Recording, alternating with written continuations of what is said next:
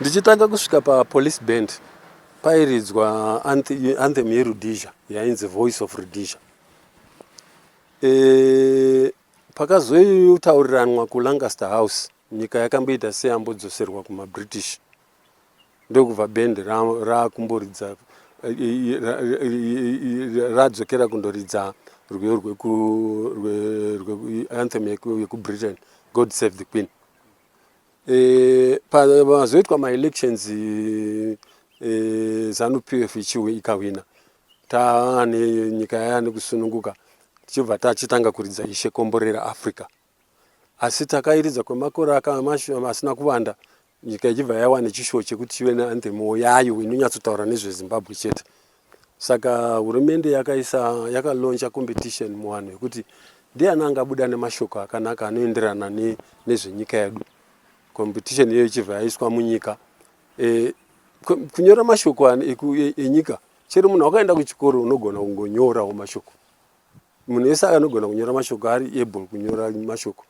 Asi kana paapa kunyora zvemakwikwi, rangarirai kuti mune vanhu vane hunyanzvi, vane nyanduri, vamwe vakanyora mabhuku, vamwe vane madhigirii. Saka ini pache zvangu although ndaiva nehunyanzvi hwekugona kunyorawo mashoko, asi mind yangu yakanyatsonditaurira kuti umo game iyi handipindiba. Asi paichazosvika pakunesa mashoko acho music, ndo mendaiziva kuti imomo vashoma vanomirisanawo neni, ndo mandinokwikwidza. Saka pakaanaunzwa kuchinzi Professor Solomon Mutsvairo wawina competition iyoyo, kana ini ndakagutsikana nazvo kuti it was a truth Ningirican verdict, nekuti waMutsvairo ndaivaziva semunyanzvi yekunyora mabhuku, nyanduri waigona kunyora chaizvo. Saka ndakanyatsoona kuti majaji agona, ndikandoona futi zvavakanga vanyora zvakanaka zvisingambobviri. Ndakatombowana mukana wekuona mashoko avo avakanyora aine ndenda nechinzvimbo chakati kwirirei pabasa. Saka ndakagona kuona mashoko avo asati ambonyanya kuenda kure kure, baine mavhesi 4 anga akanyorwa nehunyanzvi husingatomboitiba. Ndikatotanga kutogadzirira competition isati yauyaba kuti ndiite competition.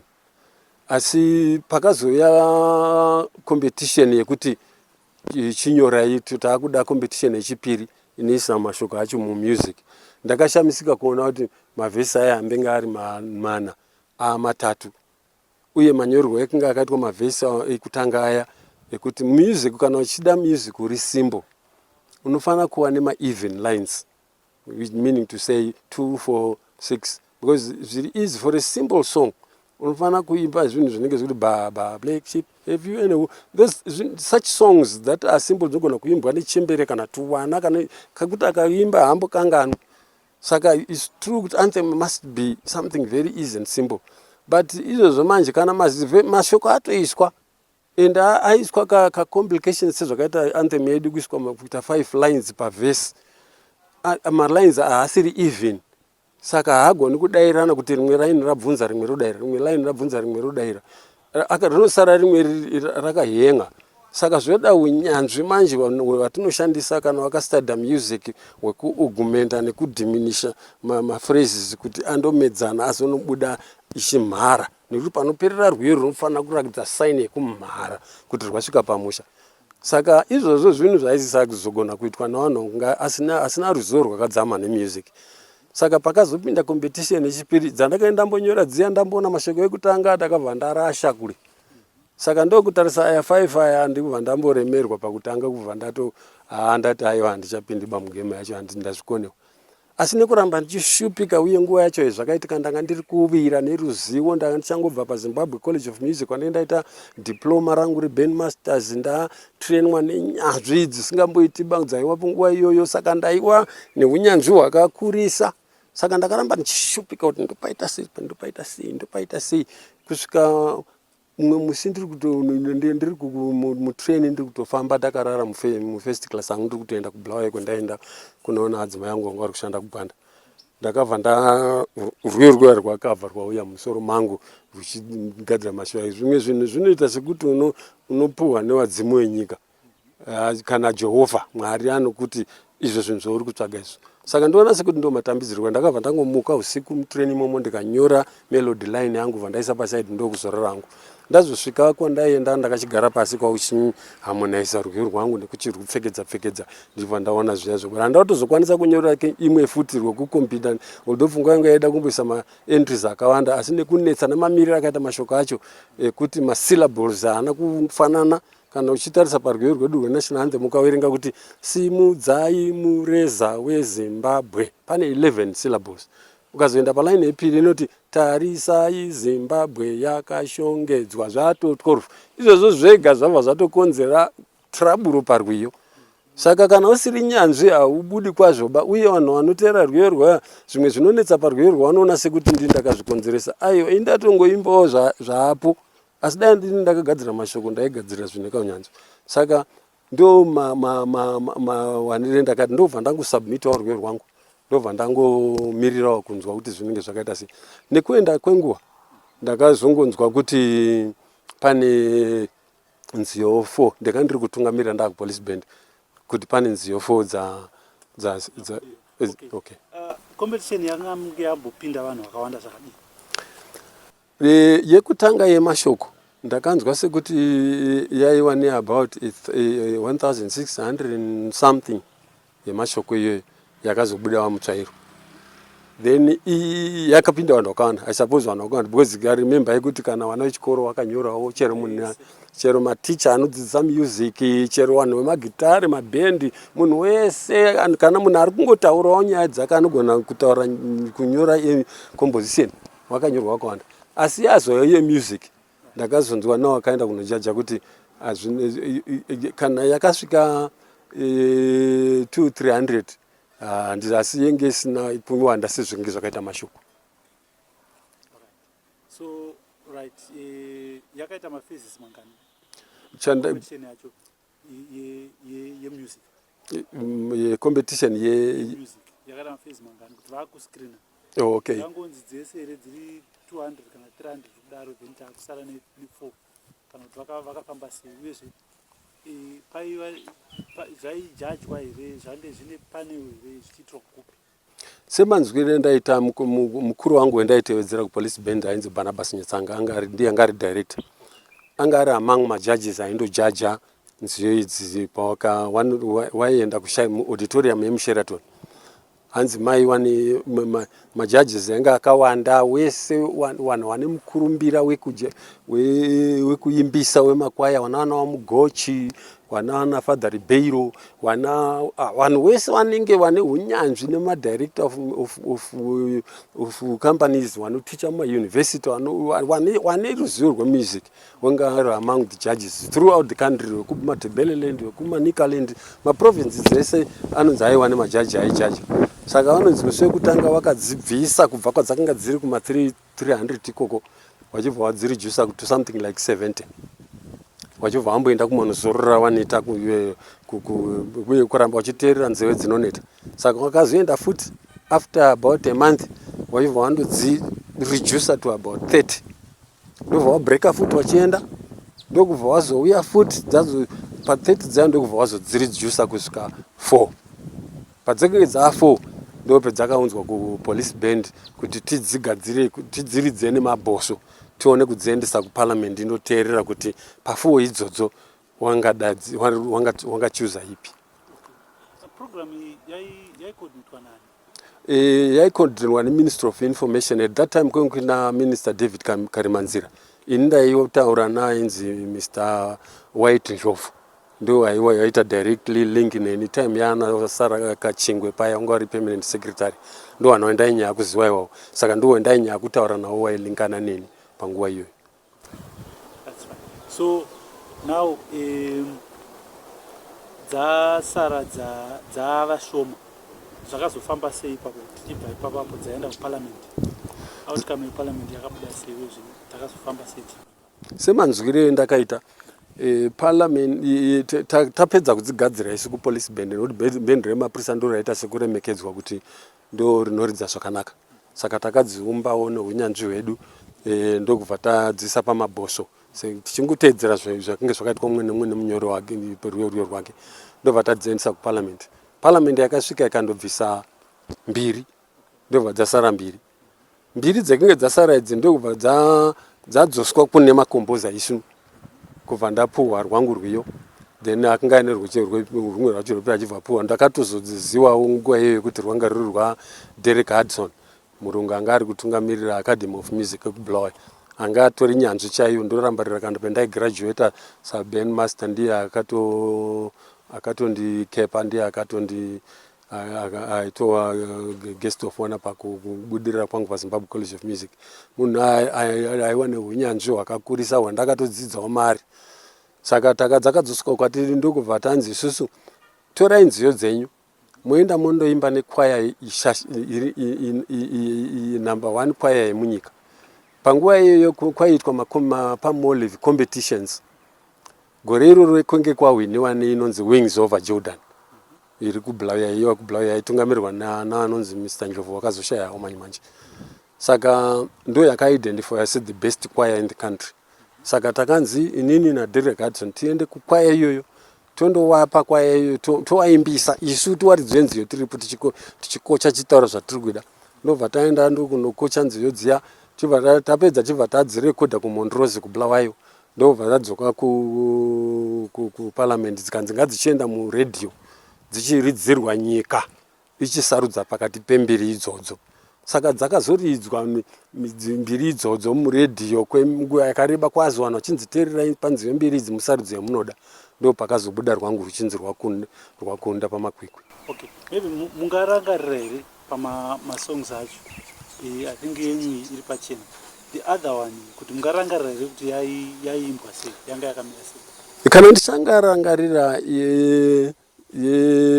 pande dzichiri 4 pane imwe yaiti simudzai mureza weZimbabwe yakazvarwa nomoto wechimurenga neropa zhinji ramagamba tidzivirire kumando dzose dzose ngaikomborerwe nyika yeZimbabwe. Ndo wani pande dzichiri 4. Imwe yaita sekuti simudzai mureza weZimbabwe yakazvarwa nemoto wechimurenga neropa zhinji ramagamba tidzivirire kumando dzose ngaikomborerwe nyika yedu, something like that. Ndozvaita then yaDerek Hudson yaizoti simudzai mureza weZimbabwe yakazvarwa nemoto wechimurenga neropa zhinji zhinji ramagamba tidzivirire kumando dzose ngaikomborerwe nyika yeZimbabwe ngaikomborerwe nyika yeZimbabwe. Kozoti yangu iriko izvezvi. Alright. So macompetitions aitwa ranga rigore ripi pakazonzi yazopasa yaita number 1. I think kuri somewhere kuma 1993 92-93 because yakazoinaugurated muna 1994 because ini rwiyo rwandakarikomboza around 1990 but paiwa nekushushwa kwakandakashushwa zvakanyanya zvekuti ndaifunga kuti after ndangosubmita zvinobva zvaperera ipapo sezvinge zvangoitawo mutsvairo wakangosubmita wakapedza nazvo zvimwe zvese zvavana hapana sekuziva kwangu because ndichikurangarira vachinitaurira kuti because uye pezvakazochinjwa kuti dziite 3 verses handizvo. Saka indakakomboza around 1990 ndobva pandakasubmita ndaitofunga kuti ndapedza nazvo. Saka vandokazodzoka futi nchinzi enda kunorekodha kuenda kubulawayo ndonopractice nekwaya ende nekuzonojaja futi kumajaji final judge ndandiripo nekuzonzi nyora futi kuti zvigone kuridzwa nebhendi uzvise kuma-staff notation nemadhodhodho nemanotsi anoridzwa nebhendi ndikaita zvizvo nekuzoprindisa futi kuti rupirindwa sezvarunoitwa zverinoonekwa pane mapepa emusic aya ndakanzita futi zvese izvozvo. Saka zvaingoramba zvingondidzosera kuchishandisa chete zvekuti ndakatozonge ndatoneta kuti kana muripo wacho wandichawana ungosingachandinakidziba nekuti ndenge ndashandiswa ndaneta ndakuona futi kuti zvichabudirira here zvive zvinogona kungoerekana zvabhajai ndangoneswa hangu mara. Saka process yenyu imimi pamainzi manyora music because vamuchaira vanyora mawords imi makunyora music process yenyu yakanga yakamira sei process yacho yekunzi muri kunyora music chicha munenge muchiita nyura muchinzi mazonyora ya music yakuzoridzwa neband yakuzoridzwa nevemakitari munenge muchiita sei process yekunyora music inonida kuona mashoko womawerenga unzwa meaning nekuri kuenda mashoko saka tune yaunozoisa pamashoko inofanira futi kuenderana nezviri kutaurwa neshoko kuti panozonobuda tuni kana padi panoda mutsinde unofanira kutsvaga kuti panofanira kuti tsindirwa apa panoda kuita sekuemphasis pano inyika yakatorwa nechimurenga inoratidza kuti vanhu vakagwa vakafa ropa rikadeuka saka point yekuti afanika kuti neropa yaida kubva yanyatsoemphasize kuti vanhu vazive kuti nyika yakatorwa neropa saka ndakaisa emphasis ipapo neropa iyeyo ndikaibva ndatoita kuti ibude sekasolo kebhesi kuti vanhu vazive kuti nyika yakatorwa neropa iyi saka paipa patinoti neropa atidza ndakaita kuisa emphasis ipapo kuti vanhu varangarire vasakanganwe kuti nyika yakatorwa neropa iyi ndaigona kunge ndakangoimbawo semaimbiro anga dziitwa dzimwe dzandambokuimbirai hapana pazvaiemphasiziwa asi ndakava nepfungwa yekuti apa pane ropa apa ndo pechokwadi kuti nyika ino yakafirwa ino saka ngapadzokororwe nekamukamutsindo kana kumboimbwa vanhu vakanyarara nemunhu ari kuti neropa umwe wakanyarara kuti warangarire kuti nyika iyi yakatorwa neropa iyi. Okay, right. So tichienderera mberi pakomboseni papo maybe mungagona kuwedzera because tinozoona national anthem tinoona inoridzwa kana nemabhoso nepolice band imimi semunhu akanyora guideline hamune muchipa imimi ndepapi kana muchinzi kunyora because tozoona dzinoridzwa mumabhoso process yacho yakamira sei inini chandaishuvira musi waitwa mafinal competitions paSheraton ndikinge ndakagadzirira kwaya yewings over Jordan ikinge yauya ndabva nayo kubulawa ichiti after macompetition nekuti chakaisirwa competition yaiva yekuti vana vakasika wabata nekuti kaisanzwa mwana wechikoro ndo munogona kuti nyika ikasika yaziva zvikoro zvakawanda vana pavari kupractiza rwiyo paya vari nyika iri kutodzidzira anthem itsva saka remember kuti panoimba vana mamwe mavoice asati aamachuwa tuchiri tumavoice tuto nemabhesi chaicho asati akunyatsobuda anodiwa kuvana vechikoro nekuti vanhu vachikoro asi mumachuwa kwaya senior kwaya sewings over Jordan yanga itori the best choir in the country ndo yaikuburitsa the very best version plus iri kuconductwa nakomboza muridzo werwiyo yaitoburitsa the first class version of the song saka ndaishuvira kuti after the competition panozochinzi right maita hanyu macompetition wahwina ruza chimbonzwai manje munyori werwiyo achiimba nekwaya yakaibva zvezvinofanira kuita saka hazvina kudero manje takangoti tichingopedza macompetition muSheraton chibva tanzi chop chibvai matomhanya kuZBC munotora number 1 yoita kwaya iyo plus vana waita kwaya wacho number 1 vari excited kuti vanobudirira nekuyeka saka kwaya newings over Jordan ainegadziriro yongo waita nekufamba kwaita kubva kubulawayo kuti waika havana kana kuzomboshedzwa handina kuzomboyeka saka remember kuti panoitwa competition yes although there was a winner there had to be a winner pacompetition but it didn't mean kuti wagona zvese pane zvendaitorida wachieka kuti it's not exactly quite pane pawasi kuburitsa zvakanaka asi ndaisagona kunozvikorekta ndiri judge asi taitofanira kutoburitsa among the blind men one eyed man is a king atoita zviro akunda vamwe anotongonzi number 1 saka takabva tangovatora tikanorekodha saiwa wanga varipo ndokubva yatotanga kubuda muredhiyo yakadaro ine zvimwe zvendai kuti pane pahasi kuita chaizvo asi ini hapana ndendisina simba semunyori namanje ndinonzwa ichiimbwa kazhinji kacho ndikaona ichiimbwa muzvikoro nomumwe pano pamwe pandisingatombodi kuinzwa apa kana kukasika kana vanhu vachiti ndiye akanyora ndobva ndatoda kuramba nekuti inenge iri kunyangadzwa zvendisingambondinakidziba ini zvangu zvainyatsodadai wakandipa mukana newings over Jordan yekuridza first class ndo ingadai yakashandiswa sekwaya yekutanga yaiburitsa exactly zvendaishuwira saka pamukaenda mabva manoiridza nekuZBC yakazokurumbira sei imimi role yenyu yakanga yava ipi? Because national anthem yedu takanayo role yenyu yanga yava ipi? That's number 1. Number 2, chii chamakazoitirwa imimi mushure mekunge mawina competition yenyu song yaitwa yakuturidzwa?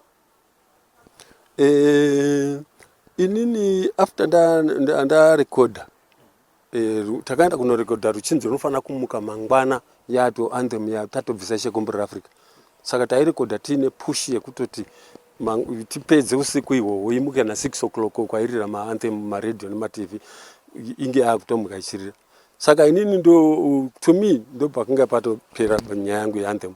Musi iwoyo taita competition yekupera ndakabva announcewa as the winner, ndikapuwa certificate rangu rakasainwa naWaMugabe rekuti ndiye composer. WaMutsvairo wakapuwa certificate rawo remashoko, majudges aijaji akapuwa macertificate awo, neumwe nomwe ane zvaakanga amboitawo, asi wazhinji majudges akajaja newakascreena dziya dzichakawanda. I'm sure vanhu vese vakaacknowledge wamwe nomwe kabasa kaakaita. Asi although ndaakunzwa hangu mazuva ano ekuti mataurwa azvinoitwa munyika manje haanyatsorakidzi basa rendakaita nebasa rakaitwa naWaMutsvairo nebasa rakayekwa. Kwakungoti chero afa akambosvika nepanonzi ndiye kompoza yeanthem, chero angoti ndiye akakomboza anthem. Saka neruzhinji haruchatombozivi kuti uyu akaita chi uyu akaita chi. Ndorangarira kuti kana tiri kutaura pamusoro penational anthem, kana uchida kutaura zvakaitwa naWaMutsvairo, ingoverenga mashoko bedzi kungoti simudzai mureza yeZimbabwe yakazarwa nemoto ichimurenga neropa zhinji remagamba tiidzivirire kumhandu dzese. Kunguchitaura mashoko kuti kana wangoda usingadi changu ndega ingodaro bedzi uchitaura. Kana uchidawo changu ndega usingadi waMutsvairo unoti tarada tarada tarada tarada tarada. Hapana shoko raWaMutsvairo rataurwa. Saka panoridza mabhoso kana magitari pasina ari kuimba, pari kushandiswa changu ndega chete. Kana uchida kushandisa Mutsvairo hautoisi chuni, nekuti waMutsvairo hawana kuhwina chuni, wakahwina mashoko. Ndorangarira musi wawakafa, pawakanga wafa waMutsvairo wakabuda paTV ichibva yabudisa kuti waMutsvairo picture iripo wachibva wati tatata pasina munhu aiimba mashoko. Indakawana sekuti handizvoba zvawakaita, waifanira kubudisa mashoko aWaMutsvairo kwete kubudisa chuni yachangu ndega pana waMutsvairo. Ko musi wandinozofa wanobudisa chii? Saka uye nyika ine ruzivo rushoma nenyaya yenational anthem. Ndinoona kuti pane bhuku regrade 3 reheritage papage 32 or 33 somewhere panotaurwa nezveanthem, pachitaurwa zvinhu zvisiri accurate about the national anthem. Iri ibhuku riri kudzidzwa nenyika yose. Handicharangarira hangu, asi vari kuita sekuti zvandakaita inini zvakaitwa naWaMutsvairo. Saka vana vanobva vakura vaine ruzivo rusiri accurate. Saka ndinoona sekuti zvakakosha kuti vanhu vanonyorawa wasangokasike kungononyora bedzi, waite enough research yekuti waiti kana maquestions amwe anobuda mumaexamination anobuda achiti who composed the national anthem. Question yakadero haisi kunyatsotauraba. Ngaibvunze kuti ndiani akaita music yeanthem, ndiani akaita mashoko eanthem, ndiani akajaja anthem, ndiani akaselect anthem. Izvozvo ndokuti wabude nemaaccurate answers. Nekuti wakangofunga kuti panonzi ndiani akaikomboza Mutsvairo, pandiani akajaja music Mutsvairo, ndiani munhu wese anongofunga kuti waMutsvairo. Izvozvo handizvo zvazviriba. Umwe nomwe ane pake paakaita, ndapakatsanangurwa umwe nomwe nezvaakaita. Ndokufunga kwangu. Imi naVaMutsvairo manga mune ukama hwakaita sei? Taiwirirana zvisingatombobviriba, uye ndorangarira kuti tichitanga kuzivana tasangana, ndakanga ndagara ndichiwaziwa hangu kuti tisati tisarira nyaya yeanthem. Asi paizonzi waMutsvairo wakanyora poem yawo neshona. Translation haasiwo wakaitaba. The English version neNdebele version haina kuitwa naWaMutsvairo. Yakadaidzwa majudges, malinguist vanhu anoticha malanguages mumayunivhesiti nemaschools. Takasangana paZimbabwe College of Music. Pakanzi futi munyori weningirikini wemamusic neakanyora mashoko ndawawepo wachiedza kubatsira kugadzira mashoko nokuyeka. Saka ndonguva dzatainyanya kutosangana naWaMutsvairo, ndonguva dzawairangarira wachipopota kuti apa zvawakaita apa, petaizoshupika nemasyllables asina kukwana. But zvenge zvisinganyanyi, tisina mukana wekuchachinja maningi nekuti zvinhu zvatoapruviwa. Ini purpose yangu yaida kuona kuti shoko iro rinochindokwana sei pamusic wangu. Apa panga paine 11 syllables pakuda kuenda 12 tondoita sei, tondodhonza papi kuti zvindokwana. Ndo pandaimirawo samusician ndindaidairira ipapa hapana mumwe aidairira pamurwiyo rwangu. Wamutsvairo wachidairirawo pamashoko awo kuti izvo zvaiwa itai kudai izvi tichibatsirwawo nedzimwe nyanzvi dzemusic, vana wamugochi nevamwe vanga varipo. Ndo pandakanyanya kuzivana nawo mutsvairo nekushamwaridzana nawo kuzamana wasvika pakunofa. Kuti rwiyo rwubude zvakanaka runoda kuti iwe kompoza kukomboza kucreata rwiyo rwacho, kucreata zvanga zvisipo, then wapedza kuzvinyora unoda kuzviharmoniza, kuzvigadzira kuti iyo melody kana ichienda yakadai inoperekedzwa nemamwe mazwi anoti like yatinoti 4 part harmony, soprano, alto, tenor nebass. Mazwi aya anofanira kuva ane kaushamwari kanodzidziswa muharmony kana uchistudy music. Haungokandi shoko rawada basi zvinondoclasha zvogwa kana kuita kugwisana netsika dzemusic. Saka it's your duty again kana uri nyanzvi wapedza kukomboza murwiyo rwako woharmoniza uchizoorchestrata. Kuorchestrata kuri kubvisa pawanga uchizvowaka zvese uchindoti ichi ngachiridzwe neuyu, ichi ngachiridzwe neuyu, ichi ngachiridzwe neuyu. Zvino kana uri kunyorera mabhosvo manje unofanira kuva neruzivo rwemabhosvo kuziva kuti bhosvo iri rinogumira apa kumusoro kupasi richigumira apa. Saka unofanira kunyora uri within mari rinokwana. Kukangonyora sebenzi chete wondomupa anoridza haaridzi nekuti anoti hazviko bhosvo redizvo. Saka unofanira kunyora chinhu chinogona. Kana nyange uri kunyorera soprano pane range yesoprano yekuti soprano inofanira kutenderwa apa, alto apa, tenor apa, bass apa. Saka kungonyora nje unonyora zvisingatambirwi nevanozozvishandisa. Saka unyanzvi ihwohwo hwekugona kukomboza nekuharmoniza nekuorchestrata even kuconducta futi nekuti zvizobuda zveya zvawanga uri kuda zvacho zvinhu unyanzvi ihwo unofanira kuwana zvewe semunyori kuti zvinyatsobuda exactly zvaunoda. Okay, saka imi ndimi here makanyorera mabhosvo ese mabhosvo ari kuridza ese ndakanyora ndikatobudisa nebhuku rine maparts ese kuti flute, clarinet ese, military band mabhendi edu achiridza aya zvese zviripo zviya ndakazvinyora. Kana munhu akutoridza zvisiri izvozvo akuisawo hake zvake zvinozokonzesa kuti pamwe rwiyo rwobuda rwabhenda kana rusisina original version. Asi izvozvo hazvisiri right manje nekuti pazvinonyangara manje unenge uine mhosva. Zvinofanira kuramba zviri zvakaapruviwa nekuti harusi rwiyo rwakasubmitwa on paper rune kwaya kana ichiimba inoimba zvakapasiswa nehurumende. Mabhosvo kana achiridza anoridza zvakapasiswa nehurumende. Ukanga wakuridza hako zvemusoro wako ukanga wabondera yamhosva yako. Saka zvakatambirika sei nemaworkmates enyu kupolice band? Because handiti iyi makanga maita as an individual. Yes. Project mango contest as an individual. Ndinoda kuacknowledge mazita anoti Godfrey Chinengo na Bezari Shumba na Elfanet Dapi na Jacob Chikarakara, wakomana watatu wanao. Ndapedza kunyora rwiyo rwangu ndakatsvaga maplayers anga ari highly competent paband.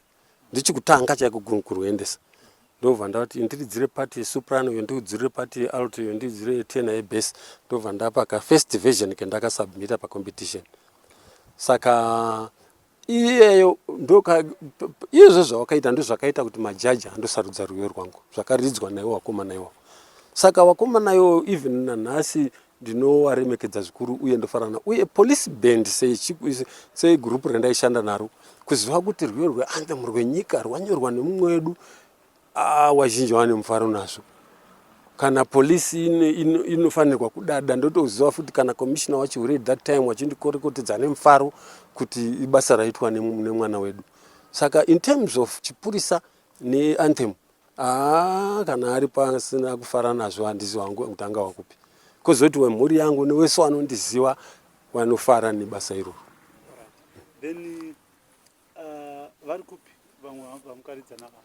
wandakaridzisa wandoziva umwe Jacob Chikarakara ndakanzwa sekuti akafa, asi vamwe wapenya hawa saElphanet Dapi ndomuona nguva nenguva.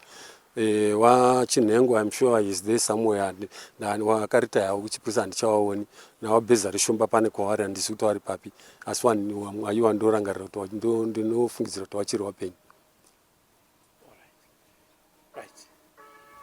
Then takambonzwa runyere kupera kuti makambo contributor ku ZCC kumbungo music yeikoko mungatitsanangurirawo ikoko kuti pati yamukaplaya ikoko ndeipi? Mushure mekunge ndabudirira paNational Anthem, zita rangu rakakurumbira zvekuti rakazikanwa navanhu vakawanda. Wamutendi munhu anoshanda nenyanzvi, wanoda zvinhu zvinoitwa nemazvo, wanofarira chakanaka. Saka wakakurumidzwawo kunzwa nezita rangu, wakashuvira kuti wakomana wavo webhendi wadzidziswawo neni, wakauya kumba kwangu kwandanga ndichigara kuHighlands, wakandikumbira kuti haungauyi ukadzidzisawo here wakomana wekwedu kuuyu. Ndikavataurira zvendaishuvira kuti zvinge zvakaita, because bhendi ravo ndakambenge ndamboriona kushure uko riine zvanga zvisinganyanyi kundifadza. Ndikavati mungagona kugadzira chino nechino nechino nekutenga mabhosvo nekundipa wakomana watsva, nekuti wakura it's not easy to teach old dogs new tricks. Saka mukandipa wechidiki wari kutanga usati mubata mazvo, uye mbotenga mabhosvo akawimbika anoridzika, kwete mabhosvo akafa, ndinogona kudzidzirai. Wakateerera wakati saizvozvo kuti wakatenga mabhosvo, tikatanga kudzidzisa wakomana wavo, ndokuzoguma ndatowana futi mwana wavo, mudzimai wangu wandinaye zvino, wangu wekutanga mudzimai akashaika, nemumwe ndakazongoparadzana hangu naye, asi mudzimai wandinaye zvino mwana waMutendi wandakasangana naye nekuda kwekudzidzisa mabhosvo kwaMutendi. Saka since then ndakasangana naye kwaMutendi, nziyo dzese dzinonyanya kukurumbira kwaMutendi dzakadai nana ndire ndire nedzimwe dzese ndakanyora nekurekodha nekudziclean up, although zhinji dzagara dzichingoembwa hadzo muchechi, asi kuzodzivandudza nekutsa unyanzvi hwedzinahwo, zvizhinji zvacho ndakaita muZCC. Uye ndiri munhu anoremekedzwa zvikuru paZion. Kwaana muZion asingazivi changu ndega, handizi kuti anopinda Zion ipi. Kana ari kwaMutendi maZion ese ukataura kuti changu ndega vanondiziva. So makore apa wezve zvaitwa kupi? Bhendi racho riri best kupi? Bhendi rekwaMutendi, the main musha wavo mukuru uri kuDefe, kunonzi kuDefe Dopota, ndo kumuzinda wemhuri yekwaMutendi. Kozoti kumbungo kuwane nzvimbo ikoko, saka ndo nzvimbo dzandainyanya kuenda kunotrainera. Asi ndaizoti kana ndiri kutraina, kana ndichida kutraina chete ndinotoda kuita sezvinoita vakomana vebhora zvekuti kama kuda kuenda kumacompetitions munotofanira kutombobuda mukempi, mumba muchienda kunogara kucamping, kwamusingadisturbi bako munorwadzisana kuti mubudise zvinhu zvakanaka. Saka sandirindiri takaitrainera tiri kunonzi kwaSote, ndokwatakatrainera tisati taenda kunorekodha. Saka kazhinji kese kana tanangana nenguva yekuti toda kurekodha, waMutendi vanotitendera kumbobuda tichienda kunoita gadziriro yedu, tozobuda manje pamberi pavanhu tagadzirira, nekuti zvinhu zvemusic zvega zvega pasina gadziriro hapana zvamuri kuita, hamubudi nechinhu chinonakidza. Saka ndo maitiro atinoita kwaMutendi. Then saka izvozvizvi bhendi racho rinenge riri kupi, uye rinenge richiita mabasa api? Uye pane here vamwe maybe vanogona kunge pamwe vakanga vari mubhendi iroro, maybe vakazobudawo, pamwe maybe vakuitawo zvavo vega, kana kuti mabhendi mabhosvo kwaMutendi achizotekeshera manje nepasi rose, kwete muZimbabwe kwose, muno muSADC the whole world over. Kunze kwenyika kune mabhendi ari kutoridza ikoko kwaMutendi. Uyo waMutendi vanopota vachivhizitira nzvimbo dzese idzodzo nekukura kuri kuita kereke yavo. Kwese ikoko kune mabhendi eZCC, asi zvikuru zvacho zvinongobva pamuzinda wavo uyo weDefe paNhongonya. Ipopo pane maheadquarters apo, wari kunze iwo havaiti zvavo, vanotora zvinhu zvinobva pane iyo mukuru wekereke waBishop Nehemiah Mutendi. Okay, zvakanaka. Then apart from kudzidzisa kwaMutendi, mune here kumwe kwamukadzidzisawo zvemumanzizvi kana vamwe vamuri kutraina, maybe kana vangave vaimbi vari kuimba kana vangave mabhendi kana zvingava zvikoro? Kana iri nyaya yekudzidzisa mabhosvo ndaenda ndadzidzisa vakawanda. Nguva yandakanga ndichiri kugara muHarare ndaishedzwa nemaprivate individuals kunyanya varungu ndichinodzidzisa door to door mudzimba vana vavo. Pane imwe nguva futi yakambonzi SADC iri kuda anthem yeSADC, kukanzizvo ndakutorwe makomboza enziyo dzeanthem dzeSADC, ndikanoona opportunity yekusangana nemakombozazi akakomboza manational anthem enziyo dzemuSADC. Saka ikoko futi ndo chimwe chinhu chandanchida kuti uwedze kuti ndaishamiswa kusangana kunzwa zviri kuitirwa kumakombozazi yaya nenyika dzavo. Pakazosvikawo nguva yekuti nditsanangurewo kuti yako makwamira sei kuZimbabwe. Ndakanzwa kunyara nekuti muno munyika mwangu munomu wakatowanda wasingatozivi kuti rwiyo rwavo. Sina ruzivo neanthem, asi ndainzwa hangu zvaitaurwa nemakombozazi kunyanya wekunamibia. Ndakamunzwa achiti akaitwa free man of the city yeVindhoek, uye anoappear on television nemumaschools achiita kuti nyika yemuzive here and there. Saka inini yangu storiyo hayo ndinoona sekuti hainyanyi kunakidza. Ndinoshuvira kuti dai vana vanyatsova neruzivo rwakakwana, uye nyika kana chero munhu wese okay, zvandichiri mupenyu kudai, kuti vave neruzivo rwekunyatsoziva chichokwadi mafambiro akati rwiyo nekwezvakabva. Chishuwo changu chikuru chandinonyanyawo ndechekungotendwawo nenyika sematenderwo anoitwa vanhu vakaita mabasa akafanana naiyayi. Handisi kugunun'una hangu nezvatakanga takatenderana, asi semamusicians ndo upenyu hwedu hwekuti munhu vazhinji tinorarama, vanhu mamusicians mazhinji anorarama nemaroyalties ekuimbwa kunoita nziyo dzavo.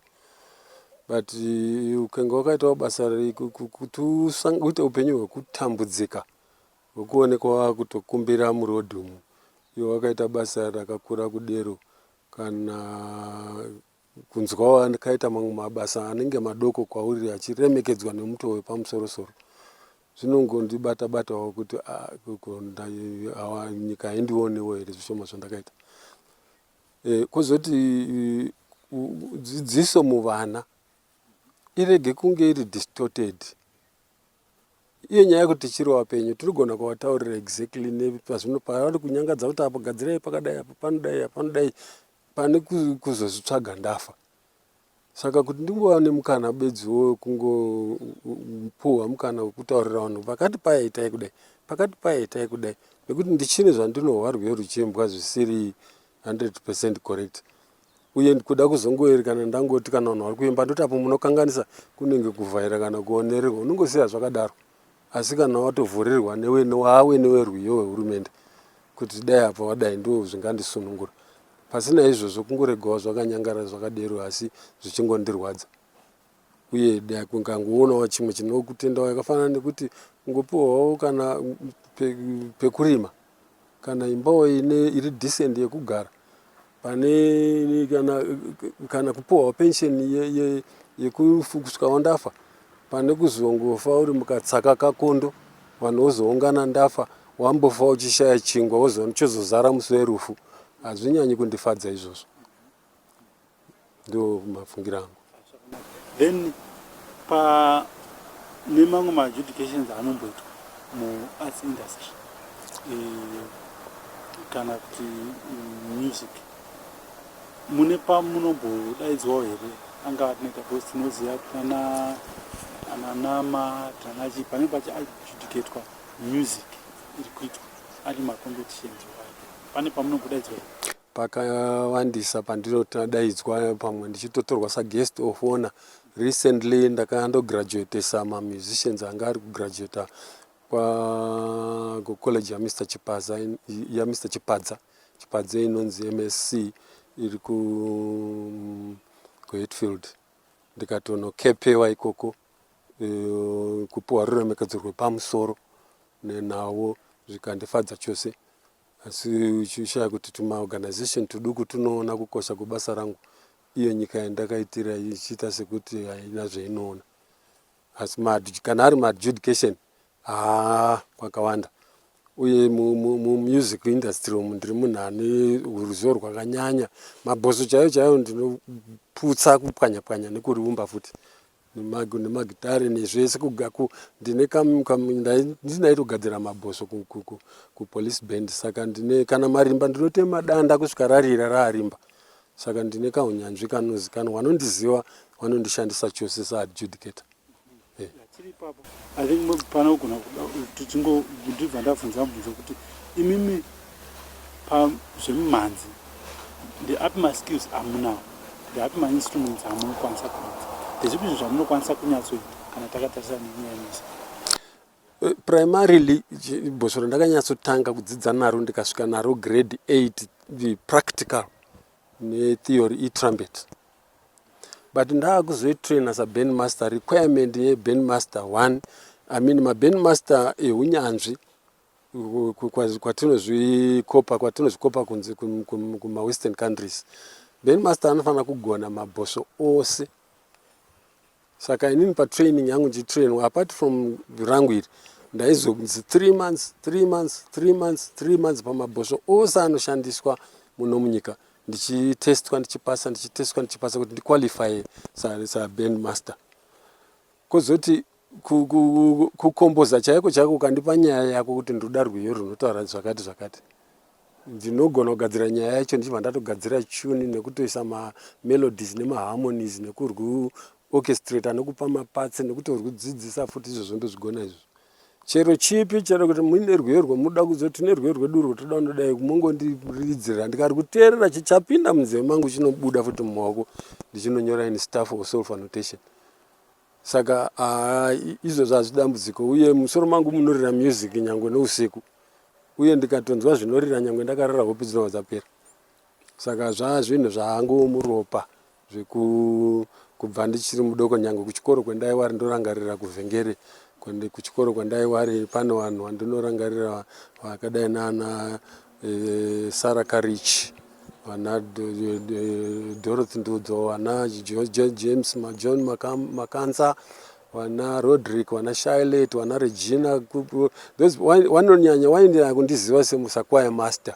Ndine tunzivo twandinorangarirwa, vanogona kundirangarira natwani ivavo ndiri kukura navo pavhengere.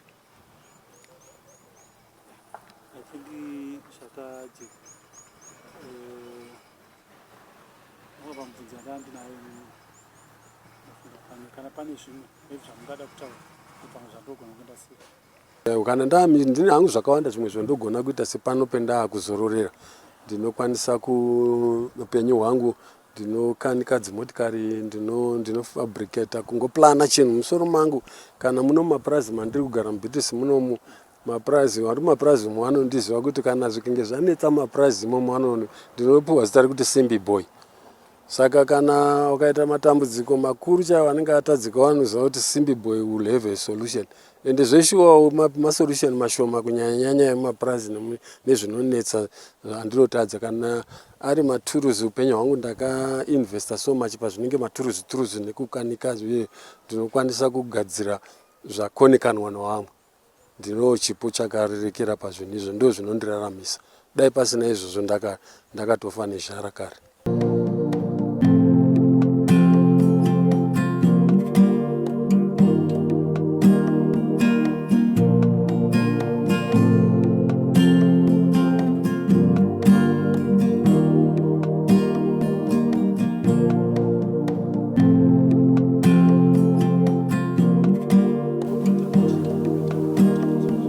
Ndinokutendai zvikuru nekungondirangarira mazvita.